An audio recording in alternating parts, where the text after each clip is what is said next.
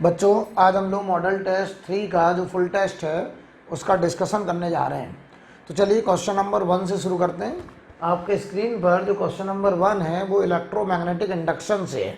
सवाल पढ़ लीजिए। पहले हमसे क्वेश्चन में कहा जा रहा है shown in the figure is circular loop of radius R and resistance R. ये रेजिस्टेंस है आर, इसकी रेडियस आर है, ये एक सर्कुलर लूप है।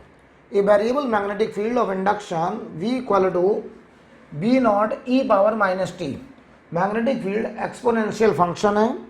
If the key is closed, ये की को हमने ऐसे क्लोज कर दिया, सर्किट क्लोज्ड हो गया। The electrical power developed right after closing the switch. कह रहे जैसे ही हमने स्विच क्लोज करा, स्विच क्लोज करने का मतलब है टी इक्वल टू 0 पर। Just after closing the switch का मतलब हुआ टी इक्वल टू 0 पर। हमें पावर डेवलप्ड बताना है, तो पावर डेवलप्ड क्या होगा? पावर डेवलप्ड होगा आई स्क्वायर आर। तो पहले तो बेटा हमें आई निकालना पड़ेगा। अब आई कैसे निकाला जाए? तो पहले हम निकालेंगे ई इंड्यूस्ड, और आपने पढ़ रखा है ई इंड्यूस्ड बराबर modulus of D phi by D T, modulus of D phi by D T. तो ये बनेगा, बताओ, area modulus of D V by D T, क्योंकि जो फ्लक्स होता है वो बी इंटू ए होता है। तो बताओ एरिया हमारा है पाई आर स्क्वायर, और D V by D T इसका जरा डिफ्रेंशिएशन करिए। तो बताओ ई पावर माइनस टी का differentiation minus E power minus T, तो बी नॉट, और ये ई पावर माइनस टी, और माइनस आएगा तो हमने मॉडुलस ले लिया, तो ये पॉजिटिव नंबर, राइट। ये आ रहा है ई इंड्यूस्ड। इसमें जरा टी को 0 रख दीजिए, तो इंड्यूस्ड ईएमएफ आएगा, टी को अगर 0 रखेंगे तो ई की पावर 0 1 हो जाएगा। तो ये आएगा pi R square into B naught. तो बताइए करंट इंड्यूस्ड ये होगा E induced upon resistance R. तो ये हो जाएगा, देखो, pi R square B naught upon resistance are.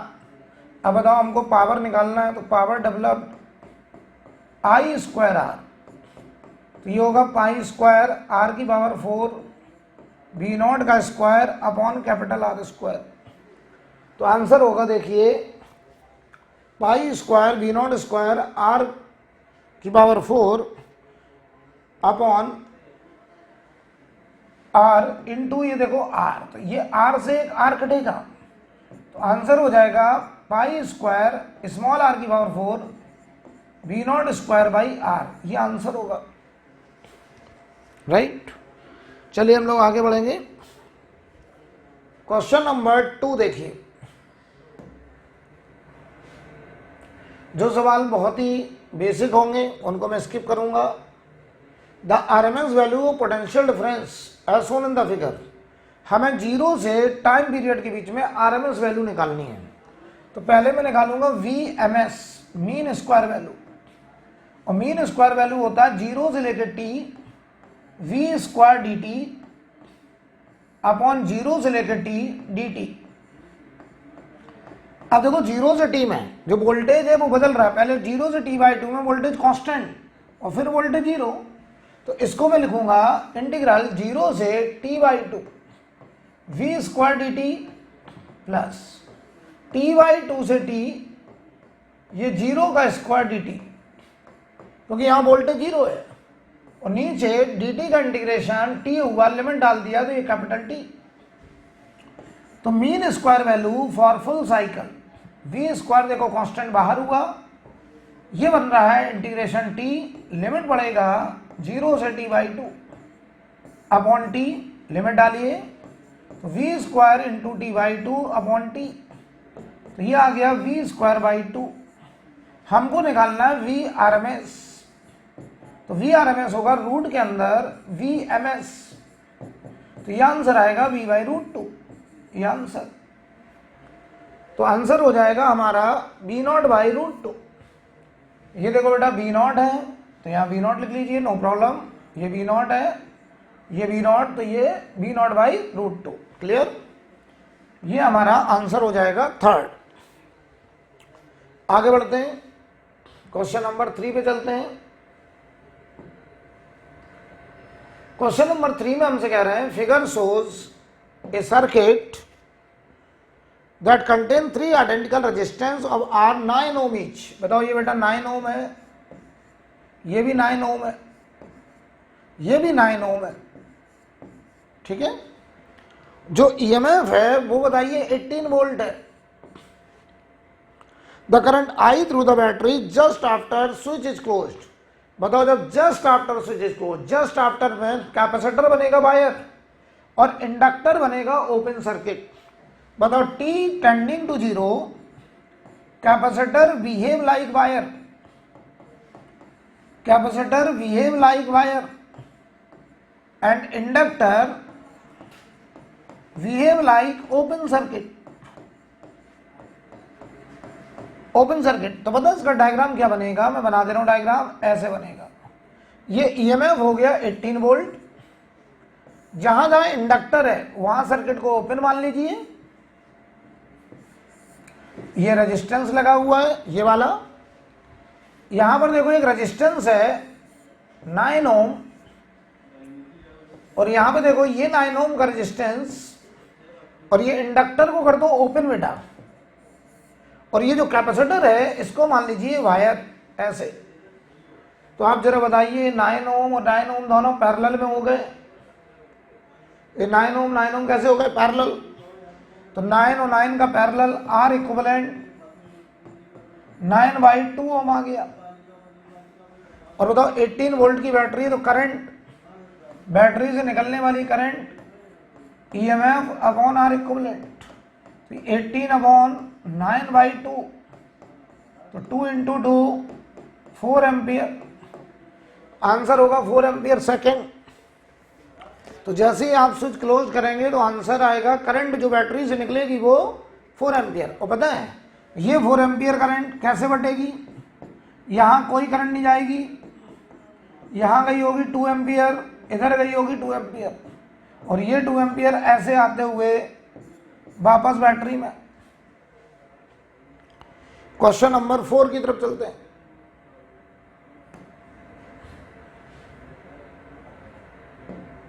Four number में हमसे कह रहे हैं find the thickness of a plate which will produce a change in optical path length equal to half the wavelength lambda of the light passing through it normally the refractive index of the plate. बताइए ये plate है, इसका refractive index mu है और इसका thickness हमको निकालना है टी थिकनेस निकालना है।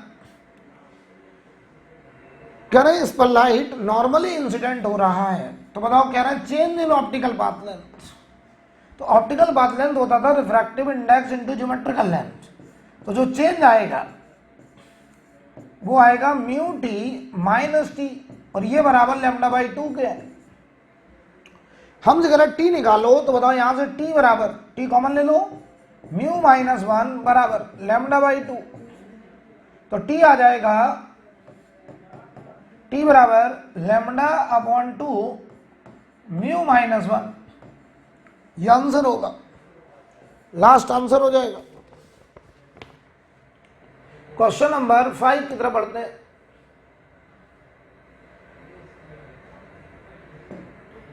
क्वेश्चन नंबर 5 में कह रहे हैं in Young's double slit experiment the separation D between the slit is 2 mm, the wavelength lambda of the light uses is 5896 angstrom and distance d between the screen and the slit is 100 centimeter.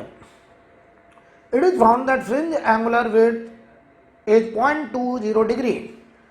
To increase the fringe angular width 0.21 degree, same lambda, same capital D. Separation between the slit needed. तो ध्यान दीजिए जो angular fringe width होता था, angular fringe width हम किसे कहते थे जरा समझिए। यंग्स डबल स्लिट एक्सपेरिमेंट में ये मान लो फ्रिंज विड्थ था W, तो यहां से अगर हम देखें तो ये हमारे आंख पर एक फ्रिंज विड्थ कितना एंगल बनाता था, तो tan थीटा या थीटा लगभग W upon capital D, fringe width upon बीच का गैप, तो W होता था lambda capital D upon small d upon capital D, D से D कटा तो लैम्डा बाई स्मॉल डी। तो देखिए अब पहले जो फ्रिंज विड्थ था एंगुलर फ्रिंज विड्थ वो 0.2 बराबर लैम्डा आपने वही रखना है, स्मॉल डी बदलना है। स्मॉल डी पहले स्लिट के बीच का गैप 100 सेंटीमीटर, अब हमको 0.21 करना है, लैम्डा वही रखना है और ये स्मॉल डी हमको निकालना है। दोनों को जरा बेटा डिवाइड कर दो, तो 20/21 डी डैश अपॉन 100।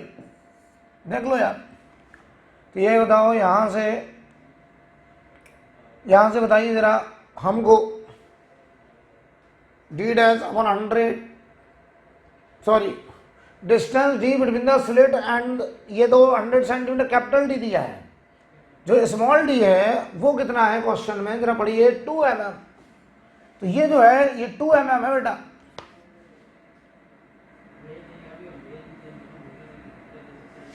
ये जो है वो लैम्डा अपॉन 2 mm है। तो यहां पे जब तुम डिवाइड करोगे तो डी डैश अपॉन 2 आएगा, यहां 2 आएगा, तो डी डैश की वैल्यू 40/21 और ये आएगा 1.9 mm। जो स्मॉल डी दिया गया है वो बताइए 100 सेंटीमीटर नहीं है, वो सवाल में 2 mm दिया है, ये है स्मॉल डी, ये तो कैपिटल डी है और कैपिटल डी कट गया है, angular fringe width capital D पे डिपेंड नहीं कर रहा है, तो आंसर होगा 1.9 mm सेकेंड। क्वेश्चन नंबर 6 पे चलते हैं। सवाल में कह रहे हैं rectangular block of glass is placed on a mark made on the surface of the table and it is viewed from the vertical position of eye. Refractive index of the glass be mu and its thickness D. The mark will appear to be raised by. बहुत ही आसान, यहां पे कोई मान लो एक mark है, यहां रिफ्रैक्टिव इंडेक्स म्यू है और ये गैप डी है। तो अगर हम यहां ऊपर से देखें एयर से, तो याद करो अपरेंट पोजीशन, ऑब्जर्वर का मीडियम बाहर, डी बाई म्यू। तो बताओ जो शिफ्ट आ रहा है कितना ऊपर नजर आएगा, वो हो जाएगा, जिसकी देखो इमेज यहां कहीं बन रही होगी, तो ये था डी डैश, तो जो शिफ्ट है वो हुआ D minus D dash. D common ले लो तो 1 माइनस 1 बाई म्यू, तो आंसर होगा D times mu minus 1 upon mu. तो आंसर बताइए सेकंड। क्वेश्चन नंबर 7 देखिए बच्चों।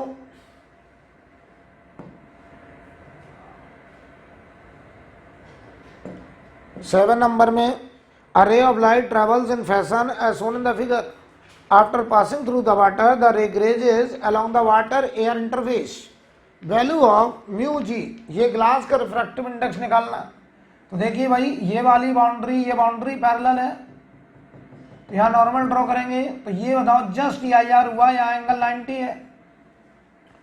तो हम क्या करेंगे, हम कोई भी दो मीडियम के बीच में डायरेक्ट स्नेल्स लॉ लगा सकते हैं।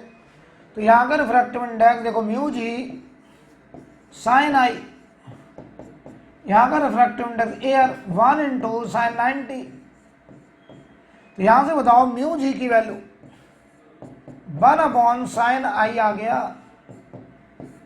याद करो मैंने आपको पढ़ाया था, अगर इंटरफेस आपस में पैरेलल हो तो हम किन्हीं भी दो मीडियम के बीच में डायरेक्ट स्नेल्स लॉ लगा सकते हैं।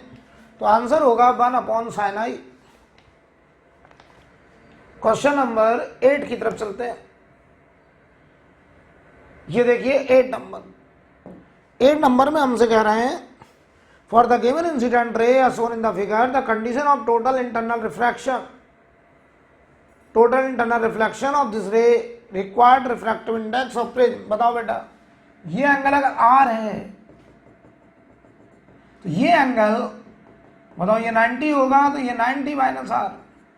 अगर यहां TIR होना है तो ये angle 90 minus R should be greater और इक्वल टू IC होना चाहिए। ठीक है, तो अगर हमको मिनिमम रिफ्रैक्टिव इंडेक्स चाहिए तो हम 90 minus R just equal to IC ले लेंगे। दोनों तरफ साइन ले लो, तो साइन लेने पर ये हो गया कॉस आर, ये हो गया साइन IC, और बताओ कॉस आर को हम लिखेंगे, कॉस आर को लिखेंगे रूट के अंदर 1 minus sine square R, sine I C बराबर, यहां बताओ sine I C N rarer upon N denser, N rarer 1 और एन डेंसर n, यहां का रिफ्रैक्टिव इंडेक्स यही हमको निकालना है। अब साइन आर की वैल्यू यहां पे लगा दो स्नेल्स लॉ, 1 इंटू साइन 45, यहां देखो n इंटू साइन आर, तो साइन आर की जो वैल्यू आ रही है 1 अपॉन रूट 2 और n बाहर यहां रख दो, तो ये हो जाएगा रूट के अंदर 1 माइनस 1 अपॉन 2n स्क्वायर, और ये बराबर 1 अपॉन n, स्क्वायर कर दो 1 माइनस 1 अपॉन 2n स्क्वायर बराबर 1 बाई n स्क्वायर, तो 1 बराबर 3 बाई 2 n स्क्वायर। तो बताओ बेटे n स्क्वायर बराबर 3 बाई 2, n बराबर हो गया रूट 3 बाई 2, आंसर हो गया 3rd। आगे बढ़ते हैं क्वेश्चन नंबर 9।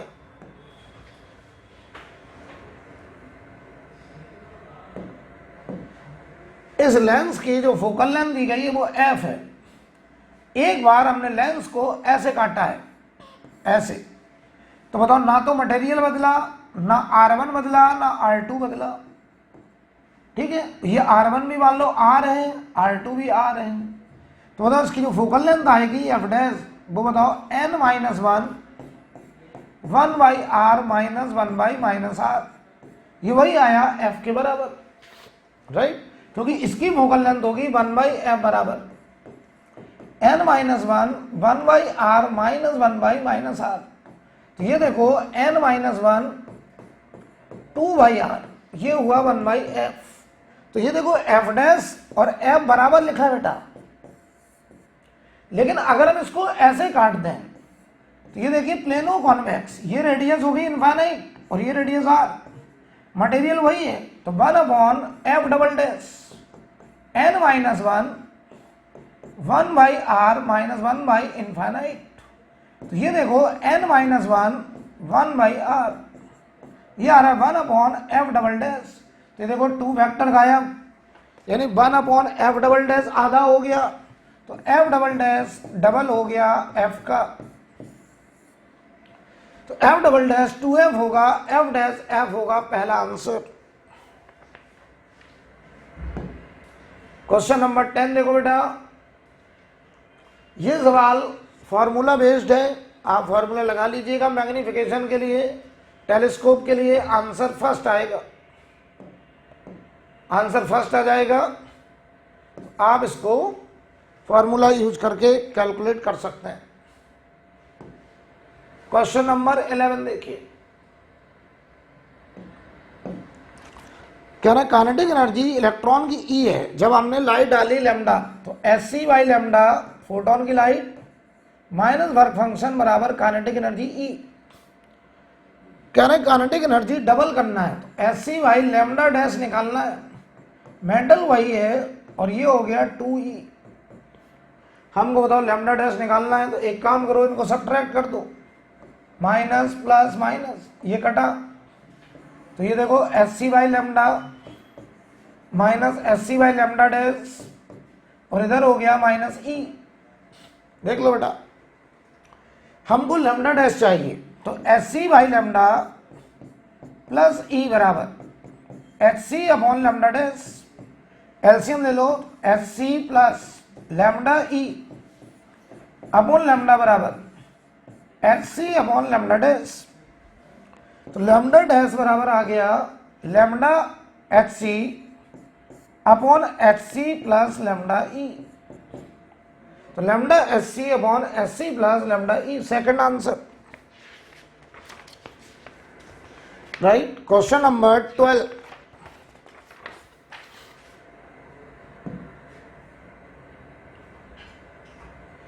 क्वेश्चन पढ़ लीजिए, electrons having de Broglie wavelength lambda, बताओ इलेक्ट्रॉन का डी ब्रॉगली वेवलेंथ लैम्डा है, लैम्डा बराबर H upon P, incident on a target in x-ray tube, cut off wavelength of emitted x-ray, तो बताओ यहां से इलेक्ट्रॉन का मोमेंटम एच बाई लैम्डा, अच्छा इलेक्ट्रॉन का मोमेंटम आ गया तो काइनेटिक एनर्जी इलेक्ट्रॉन की p स्क्वायर अपॉन 2m। तो ये देखो h square upon lambda square और नीचे 2m। और याद करिए जरा एक्सरे में cut off wavelength continuous x-ray का सबसे छोटा वेवलेंथ होता था कट ऑफ वेवलेंथ। उस केस में काइनेटिक एनर्जी इलेक्ट्रॉन की hc by lambda cut off में कन्वर्ट होता था। तो ये देखो बेटा h square upon lambda square 2m बराबर hc by lambda cut off. ये लैम्डा कट ऑफ हमको निकालना है। तो यहां से देखो h से ये एक h गया, ठीक है। हमें क्या चाहिए लैम्डा कट ऑफ, तो लैम्डा कट ऑफ बराबर क्रॉस मल्टीप्लाई कर दीजिए। तो लैम्डा स्क्वायर 2mc अपॉन नीचे क्या आ रहा है h, तो lambda square 2mc upon h पहला आंसर। क्वेश्चन नंबर 13 की तरफ बढ़ते हैं। बहुत ही आसान सवाल है। बताओ हाफ लाइफ टी हाफ आपने पढ़ा था 0.693 अपॉन लैम्डा, यानी half life inversely proportional to lambda. तो बताओ लैम्डा का ratio lambda A upon lambda B बराबर हो जाएगा half life of B upon half life of A. तो आंसर होगा first. Question number 14 number Rutherford's experiment पे अल्फा न्यूक्लियस जिसकी एनर्जी ये है bombard a heavy nuclear target of charge ZD when the distance of closest approach for the alpha nuclei will be. तो ध्यान दीजिए ये अल्फा है और ये हमारा हैवी न्यूक्लियस है जिसका न्यूक्लियस में चार्ज जेडी, और ये अल्फा है प्लस का 2e। इसको हमने फेंका है काइनेटिक एनर्जी लेकर के हाफ mv स्क्वायर।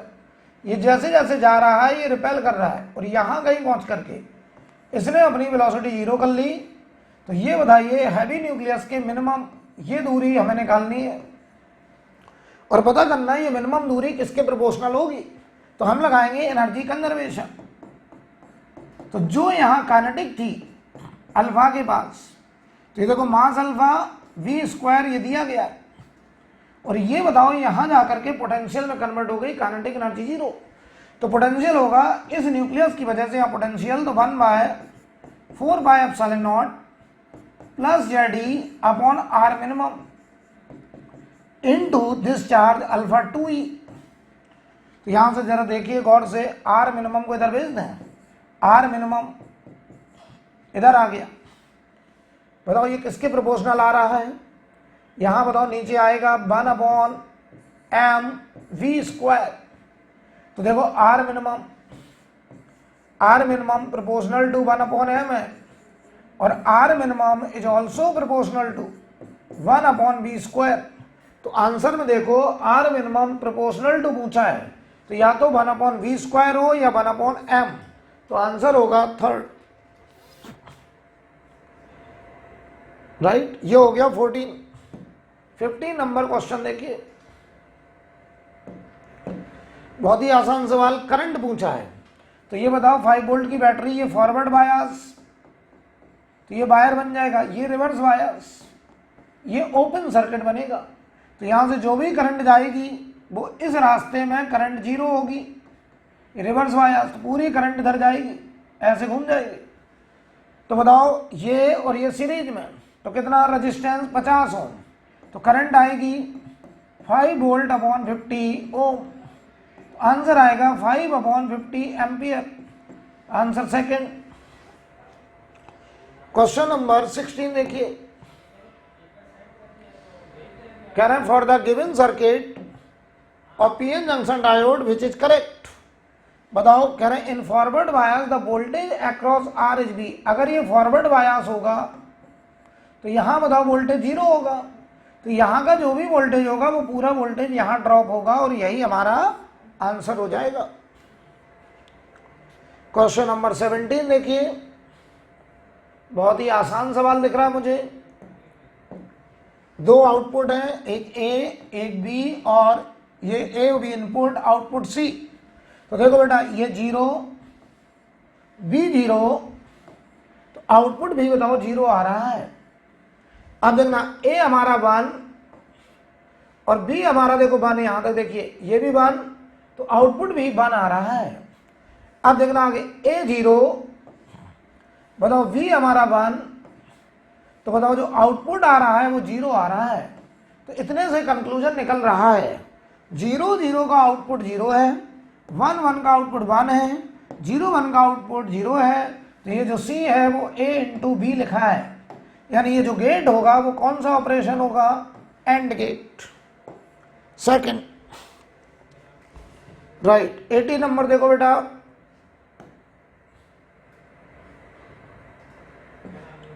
बहुत आसान है। यहां पे हमसे क्या रहे, maximum error in the value of A, तो बताओ delta A by A into 100, ये परसेंटेज एरर इन ए। बताओ हमारा हो जाएगा alpha times delta B by B plus beta times delta C by C plus gamma times delta D by D और plus delta times delta E by E, और इस पूरे में मल्टीप्लाई 100 का परसेंटेज एरर। अब ये वैल्यू तुमको दी गई B1%, तो बताओ आंसर होगा alpha B1 beta C1 gamma D1 और डेल्टा E1%, ये आंसर होगा। तो आंसर बताइए हमारा लास्ट हो जाएगा 90 नंबर। देखो ये डायमेंशन का क्वेश्चन है, सवाल पढ़ लीजिए। कह रहे हैं वेलोसिटी ऑफ वाटर वेव्स में depend upon their wavelength lambda and density of water rho and acceleration due to gravity G. The method of dimension give the relation between these quantity. बताओ भाई, हमने मान लिया जो स्पीड है वो proportional to किन किन बातों पर डिपेंड कर रहा है, तो लैम्डा की पावर ए, डेंसिटी की पावर बी और ग्रेविटी का पावर सी हमने मान लिया। तो बताओ इसका डायमेंशन है एल टी पावर -1,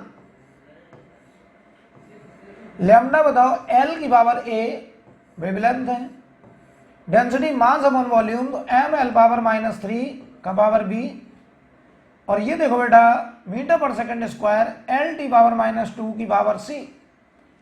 तो गौर से देखो मास का डायमेंशन यहाँ 0 है और यहाँ b है, तो b तो देखो 0 हो गया डायरेक्ट, और b अगर 0 हो गया तो ये बताओ रिजल्ट हमारा वेलोसिटी प्रोपोर्शनल टू लैम्डा की पावर a और g की पावर c बचा, यानी रो पे डिपेंड नहीं करेगा।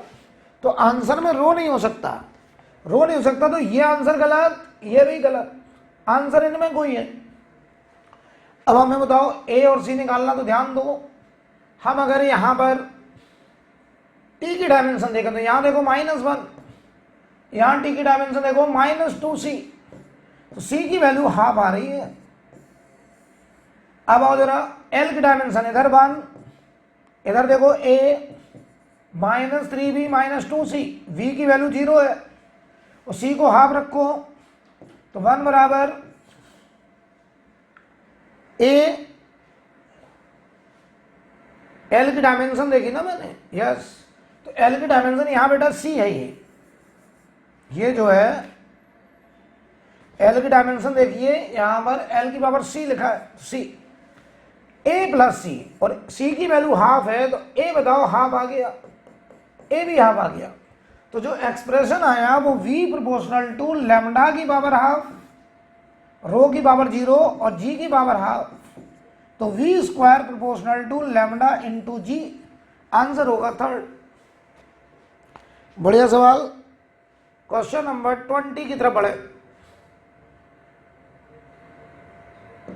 करंट 2 प्रोजेक्टाइल सेम स्पीड से फेंका गया, एक को 60 एक को 30, तो अगर बताओ ये थीटा है तो ये 90 माइनस थीटा है, प्रोजेक्शन स्पीड बराबर है, तो आपको पता है दोनों की रेंज बराबर होगी, तो आंसर होगा रेंज।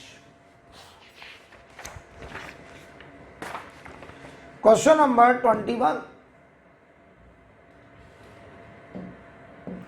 सवाल में कह रहे हैं the velocity of a particle v equal to at plus bt square, जहां पर a और b कांस्टेंट है, distance travelled by the particle between 1 second and 2 second.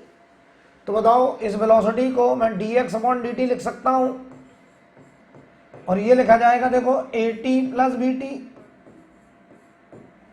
तो बताओ dx बराबर ये हो जाएगा at प्लस bt, और ये हो जाएगा dt। तो 1 सेकंड से 2 सेकंड के बीच में डिस्टेंस चाहिए, इसको इंटीग्रेट कर लो।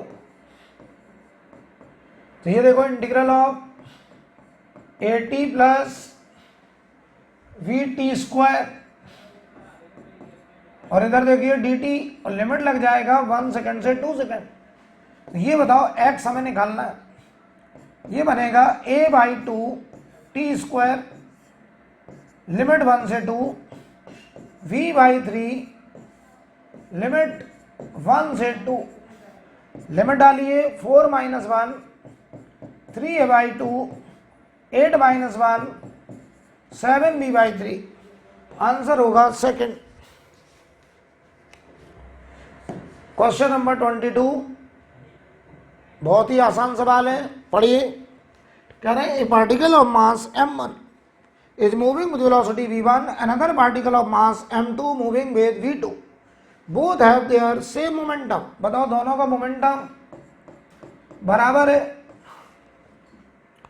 But the different kinetic energy E1 और E2 बराबर नहीं है। मास m1 बड़ा है m2 से, तो बताओ एनर्जी का मोमेंटम से relation p square by 2m, ये बराबर है 2 बराबर है, तो जिसका मास बड़ा उसकी एनर्जी छोटी, तो m1 बड़ा एनर्जी कम, E1 less than E2। First right. Question number 23, कुछ सवाल बहुत ही बेसिक क्वेश्चन दिए गए हैं। बताइए, हमें चेंज इन मोमेंटम पूछा है, क्योंकि पूछा है impulse imparted by the ball on the ball, change in momentum. तो बताओ इधर कंपोनेंट इधर कंपोनेंट, अगर ये 60 तो ये 60, तो इधर आएगा mb cos 60, इधर आएगा mb sin 60, इधर कंपोनेंट इधर कंपोनेंट। तो ये बताओ mb है, ये 60 है, तो ये 60, तो इधर mb by 2 mb cos 60, mb root 3 by 2। तो इम्पल्स बराबर change in momentum p final minus p initial, ये हमको निकालना है मैग्नीट्यूड। तो बताओ फाइनल मोमेंटम ये लिखा जाएगा mb by 2 minus I cap minus mb root 3 by 2 J cap. इसमें से माइनस करिए initial momentum mb by 2 I cap और minus mb root 3 by 2 J cap, ये हमको माइनस करना। तो देखो ये कट गया, तो ये बताओ माइनस माइनस 2 टाइम्स हो गया, तो ये आ गया mb माइनस आई कैप। इसका मॉडुलस लीजिए, तो आंसर मैग्नीट्यूड होगा only mb, change in momentum. Right. Question number 24 number पढ़ लीजिए। सवाल में कह रहे हैं 3 particle of masses 1 kg, 2 kg and 3 kg are situated at the corner of an equilateral triangle of side length b। बताओ भाई, एक इक्विलैटरल ट्रायंगल है, यहां पे 1 kg, ये हो गया ऑरिजिन, साइड लेंथ भी है यहां पे 2 kg, इसका कोऑर्डिनेट हो जाएगा b, 0, यहां पे 3 kg,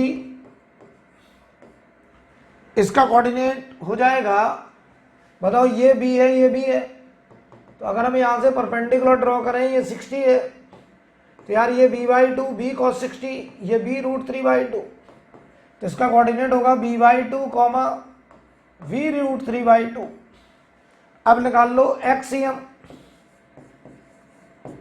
m1 x1 m2 x2 m3 x3 upon m1 m2 m3, तो ये 6 हुआ। इधर देखिए 7b/2, तो आंसर आएगा 7b/12। तो एक्ससीएम 7b/12, आंसर या तो थर्ड या फोर्थ, ये तो नहीं हो सकते। अब सोचो YCM, अच्छा इसमें देखो YCM 0 दे रहे हैं, तो YCM 0 नहीं होगा, ZCM 0 होगा, क्योंकि इनमें Z कोऑर्डिनेट नहीं है, तो ZCM 0 होगा। तो ZCM 0 देखो इसमें, तो आंसर थर्ड। मैं YCM नहीं निकाल रहा हूं, जरूरत ही नहीं है, क्योंकि XCM 7b/12 आया और वो 2 में है, और ZCM 0 केवल इसमें है क्योंकि Z कोऑर्डिनेट किसी में भी नहीं है, तो ZCM 0 होगा। आंसर थर्ड हो गया। 25 नंबर पढ़ो। बताइए, सवाल में कह रहे हैं particle of masses m, 2m, 3m से लेके nm are placed on the same line at distance l, 2l, 3l से लेके nl। Distance of centre of mass बताओ भाई, बहुत आसान। ये एक्स एक्सिस, ये ऑरिजिन है, ये l है, यहां पे m मास, ये 2l है, यहां पे 2m मास, ये 3l है, यहां पे 3m मास, ऐसे ये nl है, यहां पे nm मास। हमको निकालना है एक्ससीएम। m1 x1 m into l, 2m into 2l, 3m into 3l plus dot dot dot nm into nl। नीचे m plus 2m plus dot dot dot nm। तो चलो गौर से देखो, एक्ससीएम का जो एक्सप्रेशन आ रहा है, यहां पूरे से अगर हम ml कॉमन ले लें तो यार 1 plus 1 square 2 square 3 square dot dot dot n square. यहां नीचे से हम m कॉमन ले लें, 1 plus 2 plus dot dot dot n तक, m से m कटा, तो ये देखो बेटा एक्ससीएम बराबर, यहां लिख दें एक्ससीएम बराबर, ऊपर देखो n नेचुरल नंबर के स्क्वायर का सम, तो देखो l बाहर है, ये होता है n plus 1 2n plus 1 upon 6, नीचे n natural number n plus 1 upon 2, n plus 1 cut गया, 2 से काटो 3, तो ये हुआ l/3 बाहर 2n प्लस 1, तो आंसर होगा 2n plus 1 l/3। First answer हो जाएगा, राइट। कोई प्रॉब्लम? आगे देखिए क्वेश्चन नंबर 26।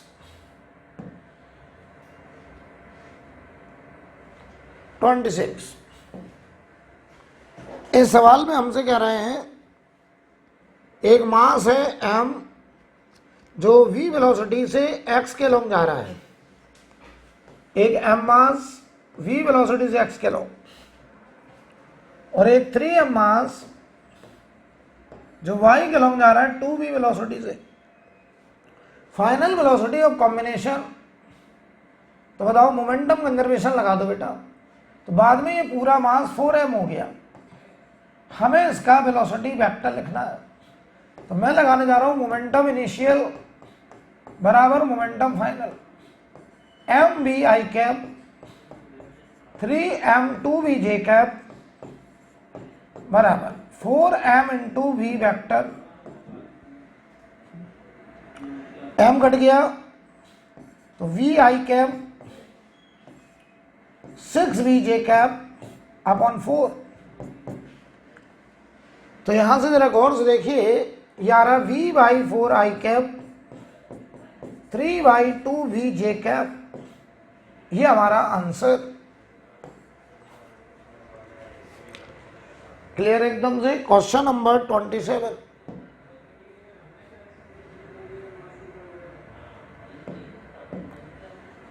कह रहे हैं rigid body rotate about a fixed axis with variable angular velocity. बताओ ओमेगा दिया है, अल्फा माइनस बीटा टी।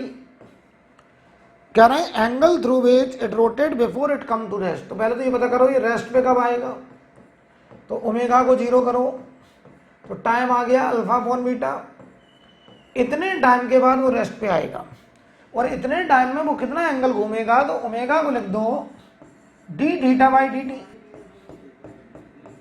ये हो गया अल्फा माइनस बीटा टी। तो डी थीटा बराबर अल्फा माइनस बीटा टी और ये हुआ डी टी। इसे कर दीजिए इंटीग्रेट। लिमिट देखो 0 से अल्फा अपॉन बीटा। तो ये देखो अल्फा टी, टी पे लिमिट लगेगा 0 से अल्फा अपॉन बीटा। ये हुआ बीटा बाई 2 और ये टी स्क्वायर। लिमिट 0 से अल्फा अपॉन बीटा। लिमिट डालिए तो देखो यहां से थीटा आएगा। तो थीटा बराबर alpha square upon beta minus beta by 2 into alpha square upon beta square. एक बीटा कट जाएगा तो आंसर होगा alpha square upon 2 beta. Answer होगा फर्स्ट, राइट। 28 देखिए, सवाल में कह रहे हैं 3 point masses each of mass m are placed at the corner of equilateral triangle, side length l। Equilateral triangle पर कॉर्नर पर m मासेस रखे गए ऐसे, साइड लेंथ है l। Moment of inertia of this system about an axis along the one side of the triangle.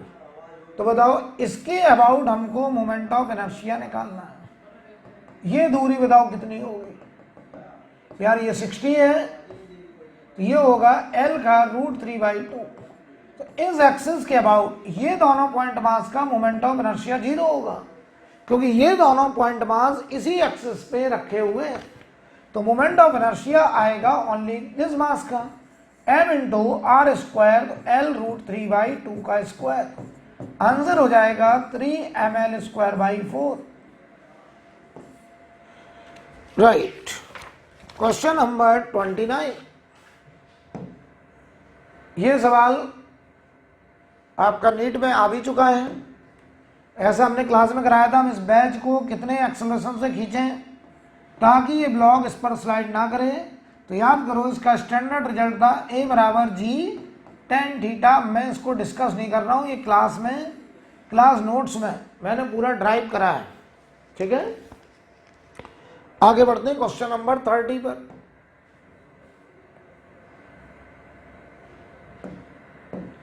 कह रहे हैं if g denote the value of acceleration due to gravity at a point distance r from the centre of the earth then r greater than r। बताओ अर्थ से radius अगर capital R है तो इसके बाहर ये दूरी R है, यहां पर g की वैल्यू। तो याद करो ये g होता था GME upon R plus H यानी स्मॉल r का स्क्वायर। तो g proportional to 1/r square. Answer होगा थर्ड। अच्छा याद करो इसी में अगर हम बात करें, जैसे अगला क्वेश्चन उसमें यही कहा गया कि अर्थ को एक सॉलिड स्फीयर मानिए, तो अर्थ के सेंटर से लेके इनफाइनाइट दूरी तक ग्रेविटेशनल फील्ड की वैल्यू, तो सेंटर पे फील्ड 0 होता है, सरफेस तक लीनियरली बढ़ता है और यहां फील्ड मैक्सिमम होता है जो हम लोग 9.8 पढ़ते हैं। उसके बाद प्रोपोर्शनल टू 1/r स्क्वायर, अंदर प्रोपोर्शनल टू r। तो आंसर होगा लास्ट।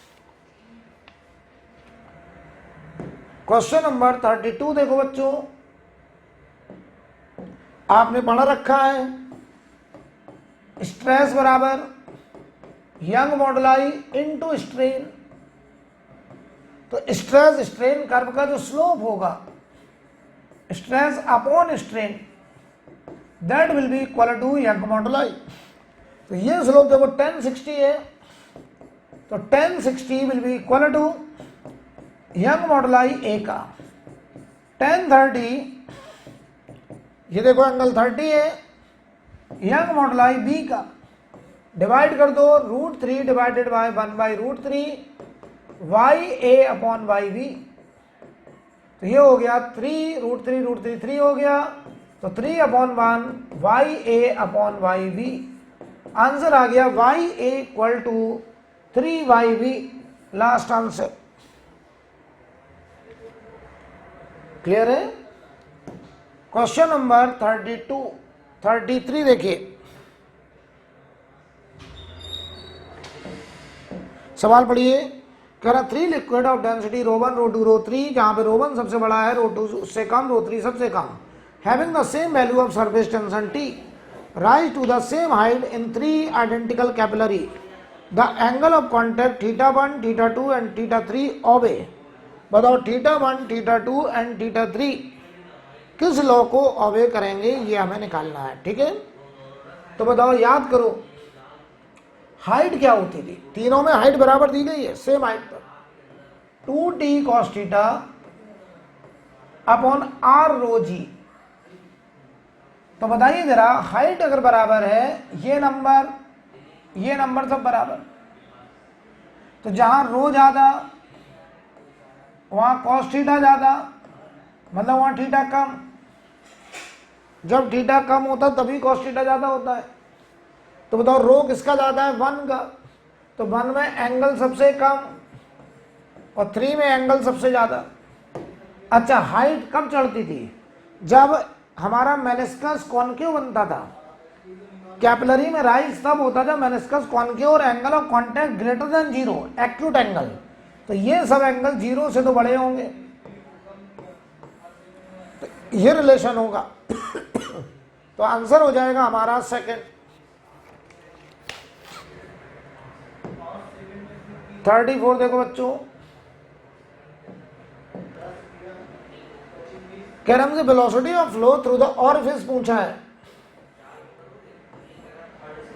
ये कंटेनर है, इसका बेस एरिया A है, ऑरिफिस एरिया स्मॉल है, और इसमें हमने लिक्विड भर रखा है, मान लीजिए h हाइट तक। तो यहां से जो लिक्विड बाहर आ रहा है, यहां से लिक्विड बराबर आ रहा है। ठीक है, तो याद करो, यहां से निकलने वाले लिक्विड की जो फ्लो वेलोसिटी होती थी वो √2gh अपॉन रूट के अंदर 1 minus small a upon capital A का स्क्वायर, ये होता था। तो बताओ ये क्या आ जाएगा, a square minus a square नीचे आ जाएगा, आंसर हो जाएगा सेकंड। बहुत ही आसान बेटा, बहुत आसान। 35 देखो,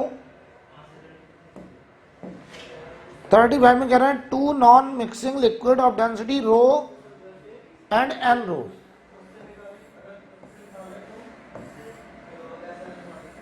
यहां रो है, यहां एन रो है, are put in a container, the height of each liquid is h। Each liquid की हाइट h है। A solid cylinder of length L, density D, is put in this container. Cylinder float with its axis vertical, length rho L in the denser. तो बताओ भाई, ऐसे तैर रहा है कोई, ये रो L है, तो ये हो गया L माइनस रो L, इसकी डेंसिटी D है। इस कंडीशन में अगर तैर रहा है तो डेंसिटी D पूछा है। तो बताओ, नीचे लग रहा होगा mg और ऊपर लग रहा होगा बायंसी, और ये फ्लोट कर रहा है तो इक्विलिब्रियम में है। तो हम बोलेंगे इसके mg को बायंसी ने बैलेंस कर रखा है। Density volume al into G, ये हो गया मास इंटू जी। बायंसी पहले लिक्विड की वजह से रो इंटू वॉल्यूम समर, rho into L minus rho L into area into G plus N rho L into area into G. तो यहां से जरा देखिए, ए एल पूरे से कट रहा है, जी भी कट रहा है, तो डी बराबर ए एल जी कट रहा, रो 1 minus L minus rho L. ये बेटा पी है, ये पी है बेटा, ये पी है, नो प्रॉब्लम, ये पी हो गया। ठीक है,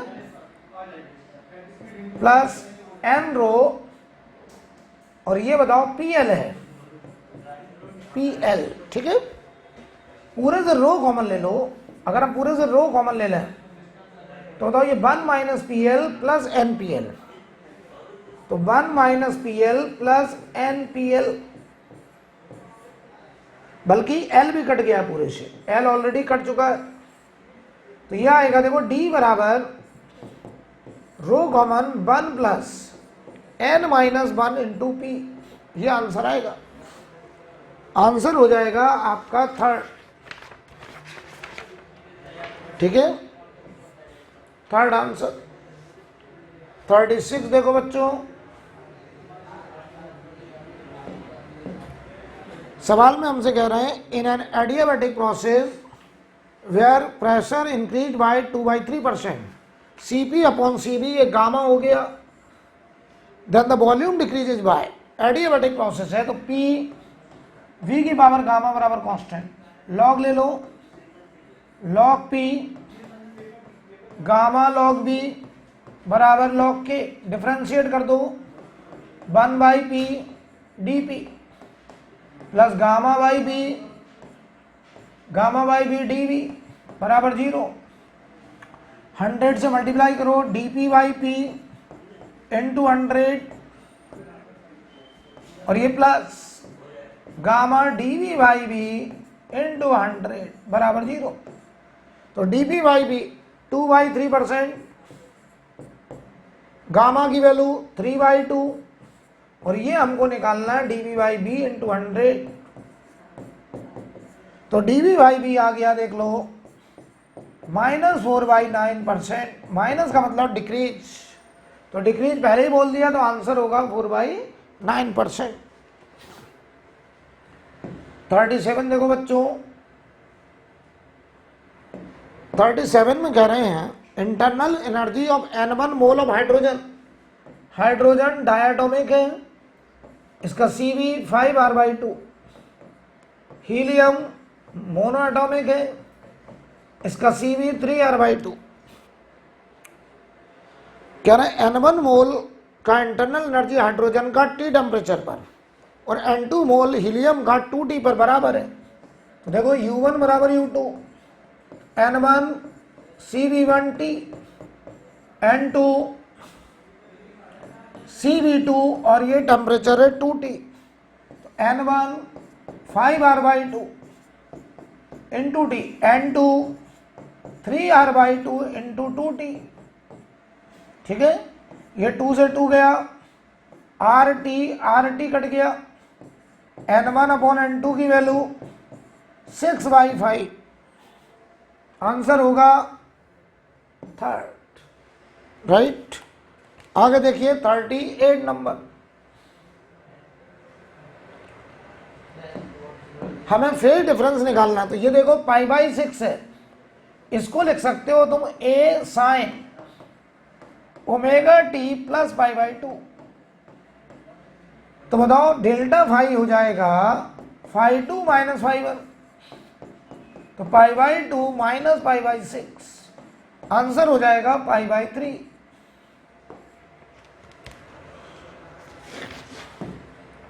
39 सवाल में कहा गया जब हमने इंडिपेंडेंट एक M मास को K1 स्प्रिंग से एक बार K2 स्प्रिंग से इंडिपेंडेंट हैंग कराया, तो ये टाइम पीरियड T1 था जो कि होगा 2π√m/K, T2 होगा 2π√m/K2, ये K1। और जब इस तरीके से हैंग कराए तो ये दोनों पैरेलल, तो K इक्विवेलेंट पैरेलल में हो जाएगा K1 प्लस K2। तो टाइम पीरियड को इन्होंने T कहा है या T0 कहा है, तो 2π रूट के अंदर m upon K1 plus K2। बोलो भाई, अब बहुत आसान है, यहां से देखो K1 प्लस K2 की वैल्यू मैं स्क्वायर कर दे रहा हूं, तो ये देखो 4π² m अपॉन T0², और यहां से देखो K1 की value 4π² m upon T1², K2 की वैल्यू 4π² m अपॉन T2², ये वैल्यू यहां रख दो, तो पूरे से 4π² कट गया 1/T1² 1/T2 square 1/T0 square. Answer हो जाएगा आपका second part, right. Question number 40,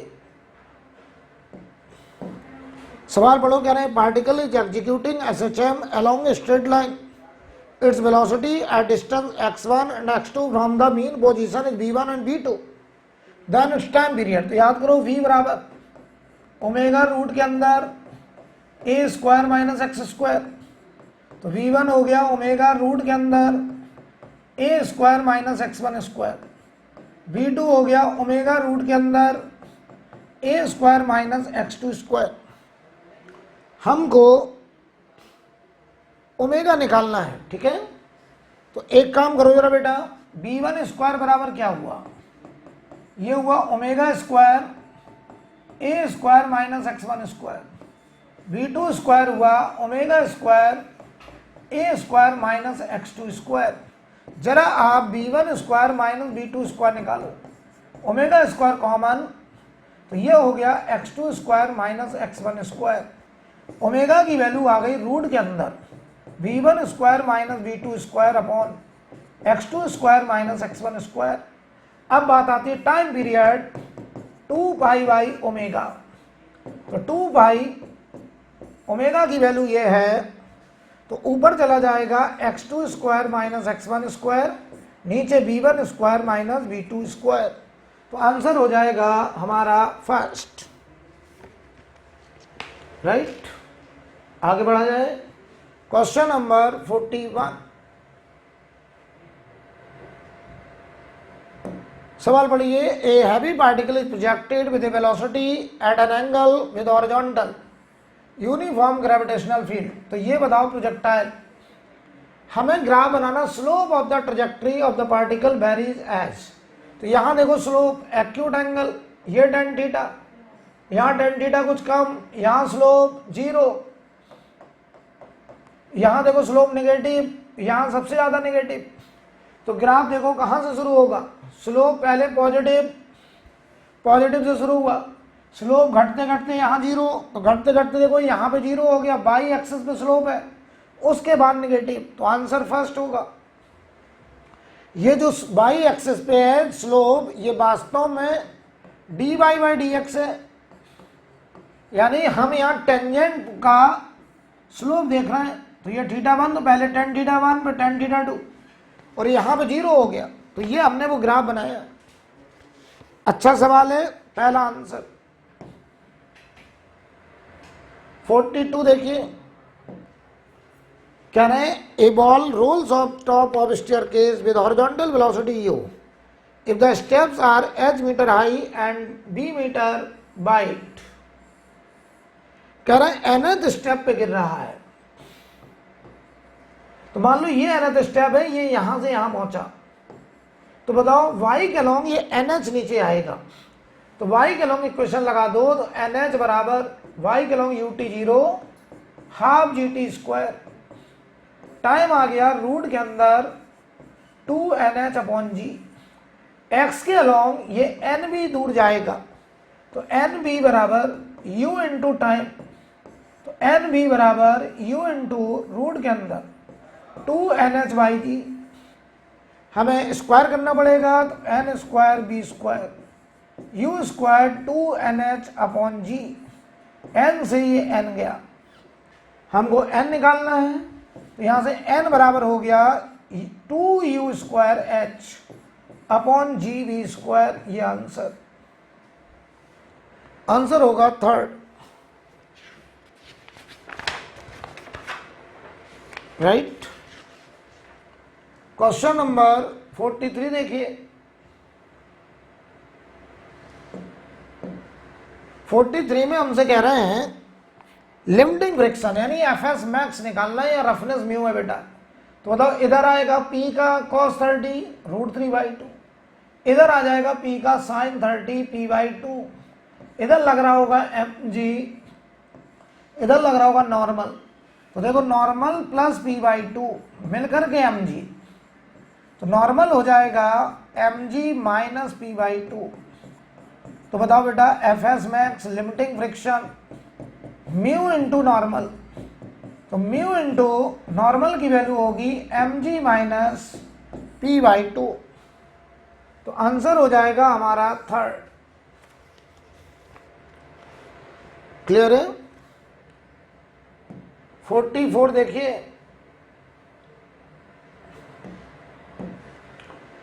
कह रहे हैं हमसे from a disc of radius r mass m circular hole of diameter r whose rim passes through the center is cut, what is the moment of inertia of the remaining part of the disc about a perpendicular axis passing through the center। ध्यान दीजिए, ये एक disc है, इसका मास m है, तो ये mass हुआ sigma into pi R square, mass area में फैला है, सिग्मा को हमने बोल दिया एरिया मास डेंसिटी। हमने यहां से एक डिस्क कैसे काट लिया, तो बताओ इसकी रेडियस r/2 हुई बेटा, ठीक है। तो इसका जो मास होगा, जो मास हमने काटा है m डैश, वो होगा सिग्मा इंटू पाई r/2 का स्क्वायर, ये हो गया m/4। अब इतना मास बचा है और इतने मास का मोमेंट ऑफ इनर्शिया इस एक्सिस के अबाउट प्लेन के परपेंडिकुलर सेंटर से पास करे, तो हम क्या करेंगे, पहले मानेंगे हमने कोई मास कट नहीं करा, तो पूरे का मोमेंट ऑफ इनर्शिया होगा हाफ mr²। इसमें से हम इतने मास का मोमेंट ऑफ इनर्शिया हटाएंगे, तो इतने मास का पहले इसके सेंटर से cm के परपेंडिकुलर, तो ये होगा हाफ m/4 r² r/2 का स्क्वायर। अब यहां से यहां आएंगे parallel axis theorem, m/4 d² r/2 का स्क्वायर, तो यहां से बनेगा I बराबर हाफ mr² माइनस, ये जरा बोलो 4 4 16 to 32 mr² अपॉन 32, इधर होगा mr² अपॉन 16, एलसीएम बताओ 32 आएगा, 3 होगा ये, इधर 16 तो 13/32 आएगा बेटा mr²। तो आंसर होगा फर्स्ट, राइट। क्वेश्चन नंबर 45, मुझे बताने की जरूरत नहीं, केपलर्स लॉ आपको पता है, t² प्रोपोर्शनल टू r³ होता है, लेकिन इलिप्टिकल पाथ में वो r होता है सेमी मेजर एक्सिस। तो आंसर हो जाएगा थर्ड। क्वेश्चन नंबर 46, इसमें देखो ऑरिजिन से पास हो रहा है, तो v प्रोपोर्शनल टू t, तो प्रेशर कांस्टेंट, प्रोसेस हो गया आइसोबारिक। अगर आइसोबारिक तो हमसे कह रहे हैं कि बताइए ratio of work done by gas to the heat absorb, यानी हमको dW अपॉन dQ निकालना है, तो dW होगा nRdt और dQ होगा nCpdt। ndt कर गया R अपॉन Cp, Cp होगा Cv प्लस R। सवाल पढ़िए, गैस कौन सी है, mono atomic, R upon 3r/2 plus R, answer आएगा 2/5, और 2/5 हमारा आंसर हो गया फर्स्ट। क्वेश्चन नंबर 47, बताइए Cp अपॉन Cv गामा है, और गामा होता है 1+2 अपॉन डिग्री ऑफ फ्रीडम, और डिग्री ऑफ फ्रीडम को इन्होंने n कहा है, तो गामा बराबर 1+2/n। क्वेश्चन नंबर 48, यह सवाल नीट में ऑलरेडी आ चुका है। PBQ बराबर कांस्टेंट, हमने आपसे कहा था कि 4 स्टैंडर्ड प्रोसेस हैं, आइसोबारिक, आइसोकोरिक, आइसोथर्मल, एडियाबैटिक। इन 4 के अलावा अगर कोई है तो उसे हम पॉलीट्रॉपिक कैटेगरी में लेते हैं। m की वैल्यू यहाँ 3 है, याद करो इसका मोलर हीट कैपेसिटी हमने स्टैंडर्ड आपको कराया था, R upon gamma -1 minus R upon m-1। Gas है देखो मोनो एटॉमिक, तो ये Cv लिखा है, तो ये हो गया Cv minus R upon m3-1। Cv mono atomic का 3r/2 माइनस r/2 2r/2 यानी आंसर होगा 8। लास्ट आंसर, गुड क्वेश्चन, बढ़िया सवाल। 49 नंबर देखो, सवाल में कह रहे हैं 3 wave of equal frequency have amplitude arrive at a given point with successive path phase difference π/2। तो बताओ ये है 10, ये π/2 पे 4, ये π/2 पे 7, तो ये दोनों देखो आउट ऑफ फेज, तो इनका रिजल्ट इधर बचा 3 और ये 4, तो इनका रिजल्ट आएगा 5। आंसर होगा 5, राइट। वेक्टर एडिशन करा है। अब आ रहा है आज की क्लास का आखिरी सवाल। ए particle is executing simple harmonic motion, maximum acceleration बताओ ए मैक्सिमम, आपने पढ़ा है ओमेगा स्क्वायर ए, तो ये दिया गया अल्फा ओमेगा स्क्वायर ए। मैक्सिमम वेलोसिटी आपने पढ़ा है ए ओमेगा, ये दिया बीटा, तो ये हो गया ओमेगा ए। इसे फर्स्ट इक्वेशन, इसे सेकंड, डिवाइड कर दो तो अल्फा अपॉन बीटा ओमेगा आ गया। टाइम पीरियड 2 ओमेगा, तो 2 अल्फा बीटा ऊपर चला गया, आंसर 2 बीटा अल्फा, आंसर होगा फर्स्ट। ये पूरा डिस्कशन हमने टेस्ट नंबर 3 का करा। आप लोग टेस्ट देते रहिए, अपनी तैयारी बनाए रखिए।